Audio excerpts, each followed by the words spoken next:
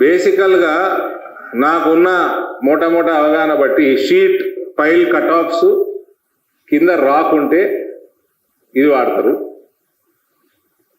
Rock లేకుంటే secant pile cut off వాడతారు.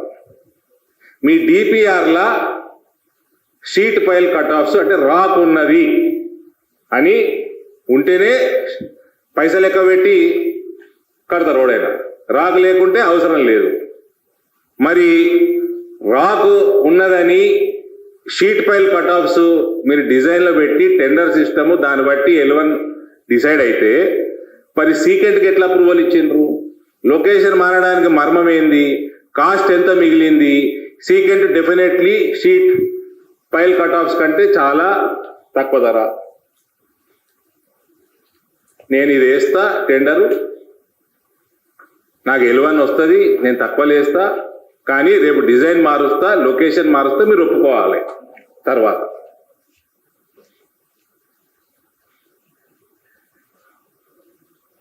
అంటే ఇది కంప్లీట్ ముఖ్యమంత్రి కాడికెళ్ళి మీ చీఫ్ ఇంజనీర్లు, మీ సెక్రటరీలు, మీ IAS ఆఫీసర్లు, మీ కాంట్రాక్టరు మొత్తం పై నుంచి కింద దాకా అందరు కుమ్ముక్కైతేనే ఇది జరుగుతుంది.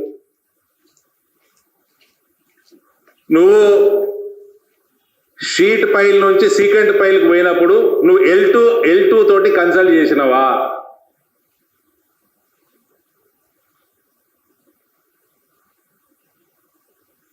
అలా పేపర్లు వేయలేదంటుండు. ఇది NDSA, మా పేపర్లు అడితే పేపర్లు వేయలేదంటారు. ఇప్పుడు అతిపెద్ద ప్రమాదం ఏంటంటే L2 డాక్యుమెంట్స్ పాత డేట్లు మారుస్తారు వీళ్ళు.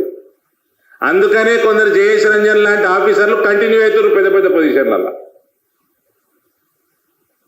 డిపార్ట్మెంట్లు కూడా మారలేదు అనుకుంటాలి. This is only one project brother.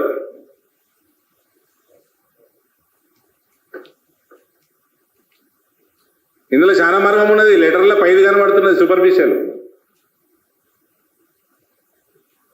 There has to be a thorough CBI enquiry into this. Kalvakuntla family is nothing less than terrorist, not nothing less dangerous than terrorist. And I have made a comment in the past, Revant will be far more dangerous than KCR. And he is proving to be so.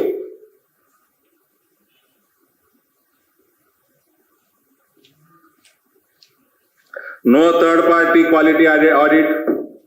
ఇంత పెద్ద project quality auditing చేసుకోరండి. Telangana government via 2013 memo has discontinued third party quality checks under TPQ, third party quality control packages. దేనికోసం? ఎందుకు చేసుకోలేదు? అంటే ఎంత heavy corruption ఉంటాయితే ఇవన్నీ. మళ్ళీ మింగేది కూడా ఒకటే మింగాలి. థర్డ్ పార్టీ వేస్తే మళ్ళీ వానికి ఇవ్వాలి కదా, వాని మేనేజ్ చేయాలంటే. అంటే ఇలా మింగే దాంట్లో కూడా కక్కుడితే మొత్తం